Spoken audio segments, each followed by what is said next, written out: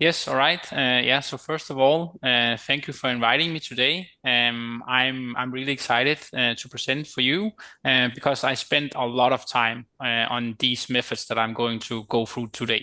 So I also encourage you after the presentation to not hold back and just shoot your questions because yeah, it's always interesting for me to get feedback and hear from a practical perspective how these things can help people solve the problems that they have. All right. I'm quite sure that most of you have heard about CAPM and mean variance.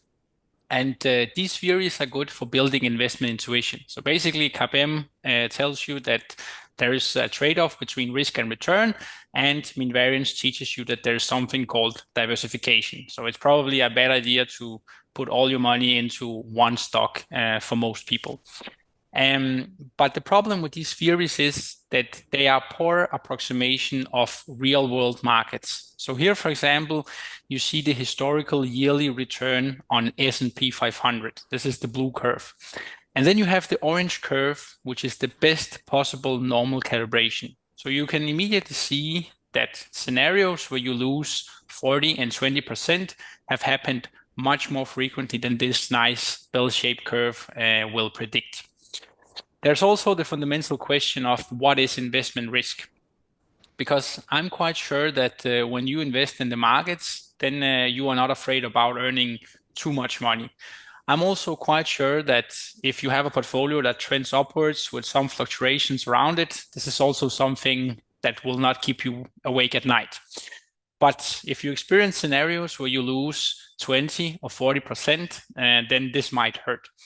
So for most people, when they think about investment risk, it's the probability of experiencing large losses. But when you work with mean variance, then you are treating both positive and negative deviation from the mean as equally undesirable, which clearly goes against this principle. The important point is also that when you're doing mean variance, you are not only making this mistake for S&P 500, you are probably making it for all the assets that you are investing in. And there's also another thing that you need to remember that mean variance only allows for linear dependencies between the assets through the covariance matrix. And not only are the dependencies linear, but they are also constant. So in a scenario where S&P 500 increases by 10% and a scenario where S&P 500 falls by 40%, mean variance will assume that it's the same linear dependency. But most investment people that I talk to, they believe that if you are in a significant risk-off scenario, then people will be buying bonds and central banks will find a reason to cut rates so that you will get some additional diversification from government bonds, for example. But mean variance in the traditional sense is not able to handle that. So the question is then, what are the most sophisticated investors starting to do? First of all, they are not relying on simple parametric distributions. They are working with fully general Monte Carlo simulations.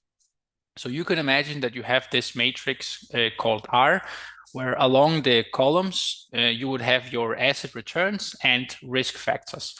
So this could, for example, be something like Facebook, Google, and Apple if you have a stock portfolio. In addition to that, you can assign a probability vector to each of the joint scenarios that you have along the rows. And we collect that into a prior probability vector that we call P.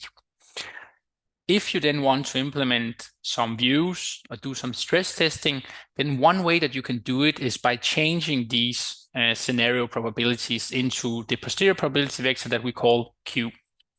And here you see the basic formulation of the method that we use to change these probabilities, which is called entropy pooling and has this relative entropy objective function that we are trying to minimize. So you can also see that you have these constraints with the matrix G and A. And you can imagine that these matrices are functions of this Monte Carlo simulation. So this is how it is integrated into entropy pooling. So the important point is that these functions, they can be nonlinear. So it can, for example, be views on variances, but they need to be formulated in a way so they are linear in the posterior probabilities. And this is actually one of the main limitations of entropy pooling. But it is necessary for us to be able to run it in a fast and stable way. But if you want to have the full performance from entropy pooling, you can apply it in a sequential way. It's not something that we have the time to talk about today, but in the references, you will have an article where you can read about it. Okay, so on this slide, this is just a comparison of the old approach to the new.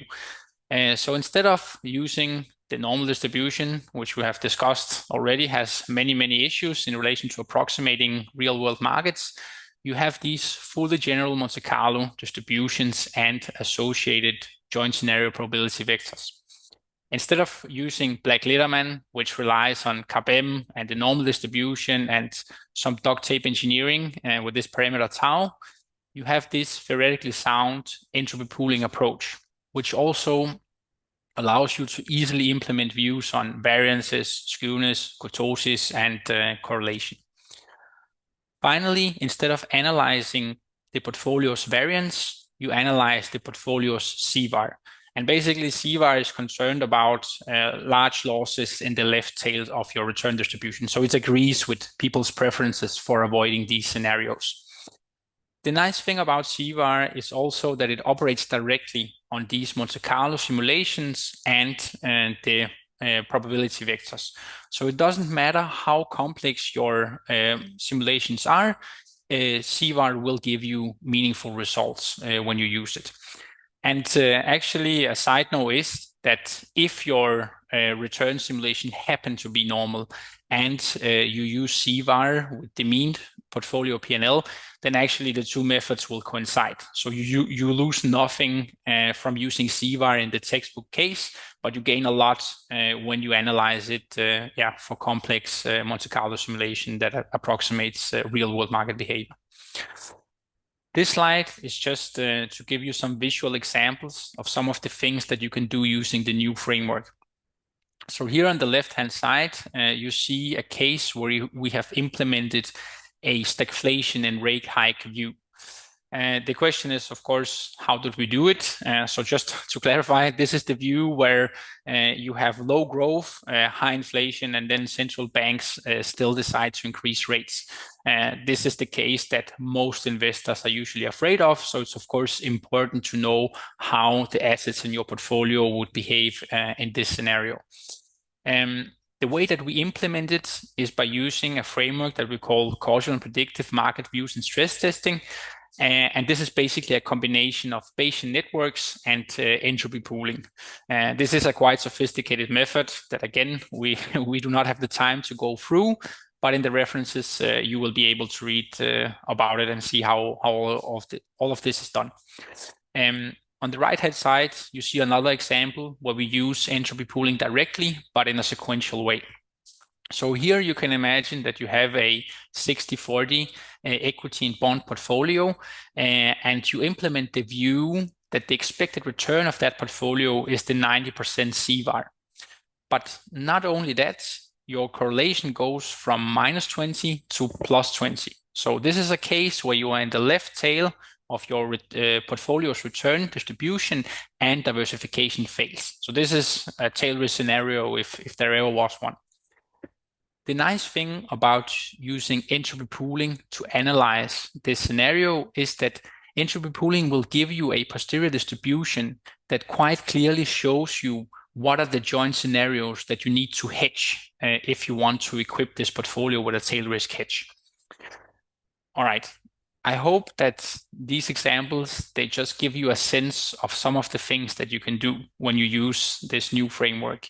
And that it is mainly our imagination that is the limiting factor for how we use these things.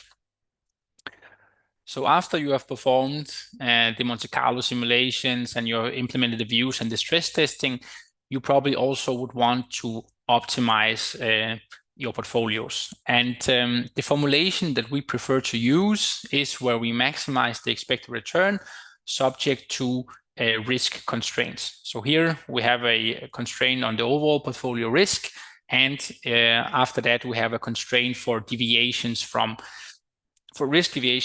the benchmark or some long-term portfolio. And this is usually what the clients that we talk to want to do. But when you look at this formulation, you also see that there are some other real-world nuances. So first of all, we do not optimize over portfolio weights, as in the textbook. We optimize over portfolio exposures. And basically, this is necessary to be able to handle derivatives in an elegant way.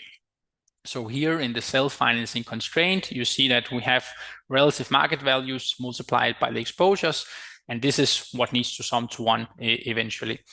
You also see that we subtract some holding costs. So let's say, for instance, that you are a multi-asset investment manager and you can get exposure to S&P 500 by buying a future or giving money to a manager that will ask you to pay a management fee. So of course, you would need to subtract that management fee. This is quite straightforward. And then after that, you also would need to subtract the transaction cost that you have to pay for trading right now. An important point about the transaction cost is that they do not only decrease your return right now, but they also give you less money to invest in the markets afterwards. So you also need to account for that in this self-financing constraint. Finally, you can of course have constraints on the exposures directly. So if it's a long short portfolio and absolute leverage constraints and whatever you want. The point here is that this problem is quite straightforward to solve if you want to do it for variance. This is just second order cone programming. But if you want to do it for CVAR with fully general multi-count distributions and flexible probabilities and all of that, this is actually a quite hard problem to solve in a fast and stable way. And then in addition to that, clients usually want to introduce some uncertainty in the expected returns because optimization results are quite sensitive to that.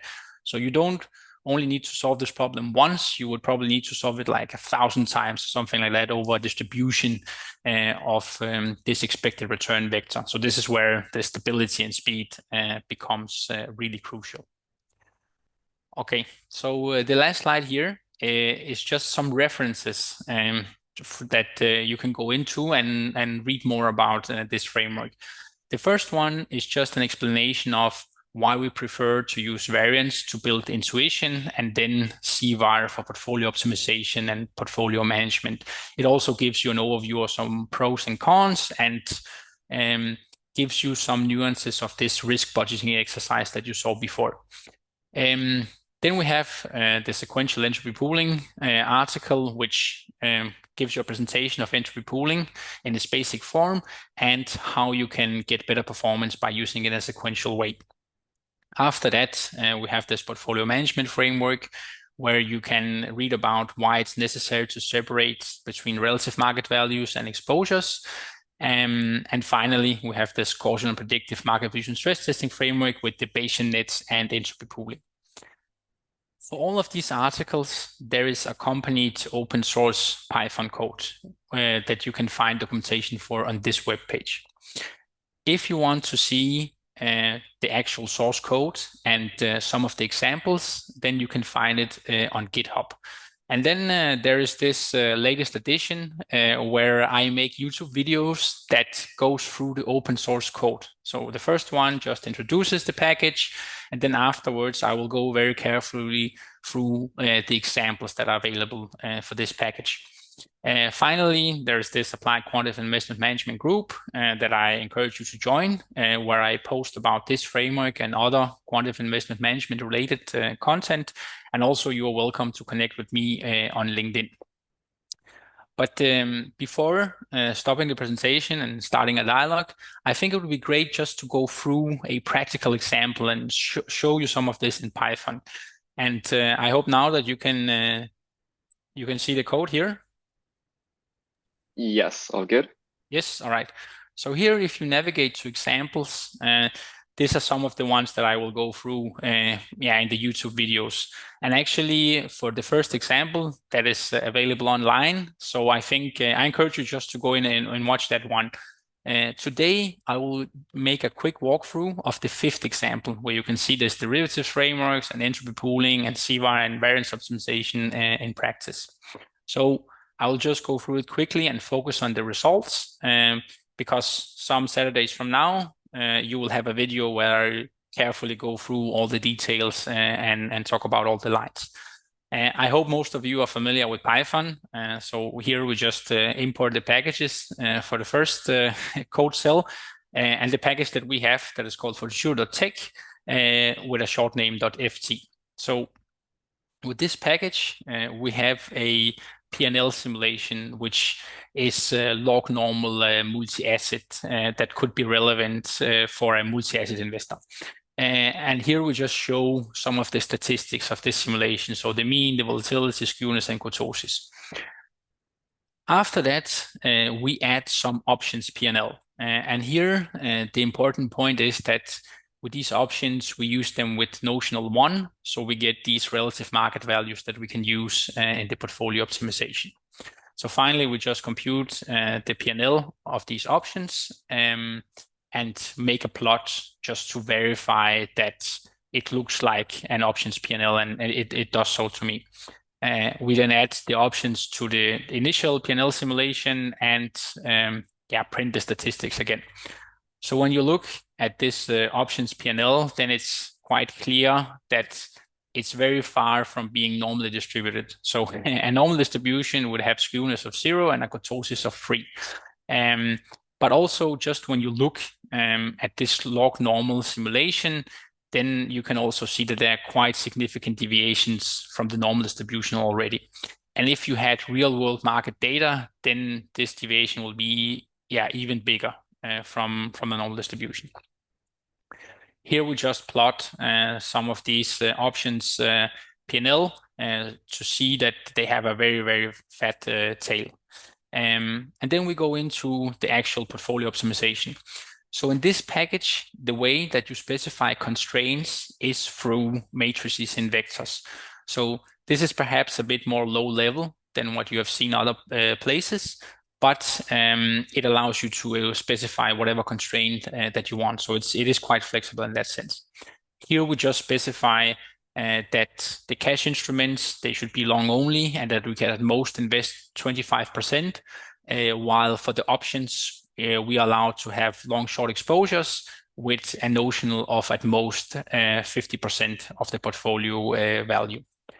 So after that, we have this mean CVAR class where we basically feed the P&L, we feed the constraints, and then this relative market values, and we say that this is this alpha value, this is for the 90% CVAR. Here you also see that if you want to do mean variance, well, you need to compute a covariance matrix, but then you feed the mean in the covariance matrix and these constraints and relative market values. So after that, we perform an optimization, both CVAR and variance, where the expected return target is 5%. And here you can just see the results of these optimizations to verify that all the constraints are satisfied. But more interestingly is to look at the P&L distributions for these portfolios. So here you see the blue curve. This is the P&L distribution of the 90% CVAR optimized portfolio, where you can see that the probability of experiencing large losses is significantly lower than when you do variance optimization. You also see that the probability of experiencing significant gains is also much higher for the CVAR portfolio. And you should remember that even though these distributions looks quite different, the expected return on both of them is 5%. So this is the optimization just with the prior simulation. Now we want to go in and implement some entropy pooling views. And here I just come up with some views where I increase the volatility of developed market equities, and I do some adjustments in the tail. So the first thing I do is just to verify that the views that I have implemented, I implemented correctly. But again, I also really like to look at the prior and posterior distribution to see the effect of the view. So in this case, you can see that I have introduced quite significant mass into the left tails of developed market equities, just to see how it will look if we perform the same optimizations as before. So when we want to optimize with non-uniform probability vectors, then the only thing we need to do is to use this mean CVAR object, but then specify that the probability vector should be equal to the posterior probability vector Q. And the same thing when we want to do mean variance optimization, then instead of computing the covariance matrix with uniform probabilities, we use the posterior probability vector. And then we can optimize these portfolios again with a 5% return target. So here first we can verify that the constraints are satisfied. And then again, we could look at the P&L distributions with 90% CVAR optimization and variance optimization, where we get the result that the probability of experiencing large losses is significantly lower for the CVAR optimized portfolios, while you still have significant upside in this case. All right, so I know that this was a very, very quick walkthrough of this example, but I just want to show you some practical examples of how you can use these things and how you can think about them, which is not just formulas. Thank you very much for your contribution, Anton. You know, so this Quant Club, this is something that we are organizing a bit everywhere, that we are actually launching. This is the second event for London. We had the second event in Bangalore with Alessio Brini. Maybe you know him. He's a researcher at Duke University. He did a great video on reinforcement learning for sequential decision making. And we had also Marcos Lopez de Prado in Abu Dhabi. So I'm very pleased that you are joining us for this event. That's well, we try to organize as best as possible. And so thank you everyone for being with us. Thank you, Anton, for your contribution. And of course, this video will be shared on the social media, on the CrunchDAO platform. And I will share also, I think this is quite interesting, the library you shared. I'm sure that the community will like your work. So thank you very much again for all of this. Thank you. That sounds good. Thank you for the invitation. Awesome. And have a nice evening. Awesome. Thanks, Thank you very much, Anton. Okay, bye-bye.